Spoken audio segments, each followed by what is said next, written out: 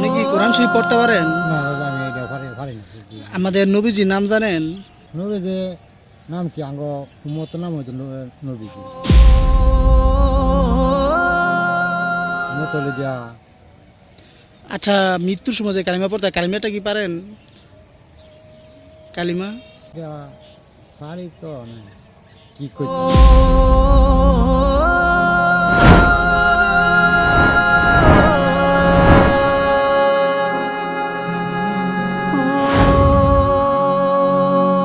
দাদা, আপনি কি কোরআন শরীফ পড়তে পারেন?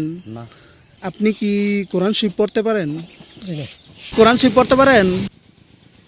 নবীর নামও জানেন না?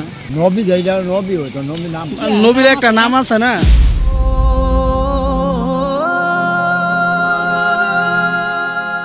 শরীফ পড়তে পারেন? কি কোরআন শরীফ পড়তে পারেন? কোরআন শরীফ পড়তে পারেন? কোরআন শরীফ পড়তে পারেন? আসলেই কোরআন শরীফ পড়তে পারেন? কোরআন শরীফ পড়তে পারেন? না, কোরআন শরীফ পারি। এলাকার যুবক ভাইদেরকে বলবো, আপনারা আপনাদের মহল্লার ইমাম সাহেবকে নিয়ে, যারা কোরআন শরীফ পড়তে পারে না, যারা নামাজ পড়ার জন্য যে 11টা সূরা প্রয়োজন, আমাদের নবীজির নাম পারে না, কালিমা পড়তে পারে না, এই রমাদানে প্রতিদিন যদি আমরা 1 ঘন্টা করে সময় দেই, তাহলে 30 ঘন্টা সময়। আশা করি এই 30 ঘন্টা সময় যদি দেওয়া হয়, তাহলে এই অসহায় মানুষগুলা অনেক কিছুই শিখে যাবে। দেশের সমস্ত যুবক ভাইদেরকে বলবো, আপনারা প্লিজ এই আয়োজনটি করুন।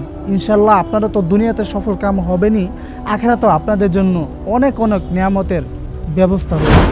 যাদের সামনেই এই ভিডিওটি পড়বে, আপনারা প্লিজ অনেক বেশি শেয়ার করে সবার কাছে পৌঁছে দিন এবং এমন একটি আয়োজন করুন যেখানে সাধারণ মানুষগুলো সহজেই জানতে পারবে। আর রমাদানে 1 ঘন্টা করে সময় দেওয়া এটা কোনো বিষয়ই না।